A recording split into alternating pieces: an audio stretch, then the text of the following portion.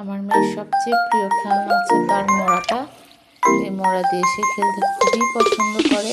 তার অনেকগুলো খেলা থাকা সত্ত্বেও সে প্রতিদিন এই মোড়াটা দিয়ে খেলবে। আসলে এই মোড়াটা দিয়ে বিভিন্ন টাইপের কাজ করা যায়। হ্যাঁ, এটা দিয়ে বসাও যায়, খেলাও যায়। হ্যাঁ, এখন এটা দিয়ে গাড়ি খেলছে। এই যে একবার ব্রেক করছে গাড়িটা, আর দিকে দিয়ে চলে গেছে।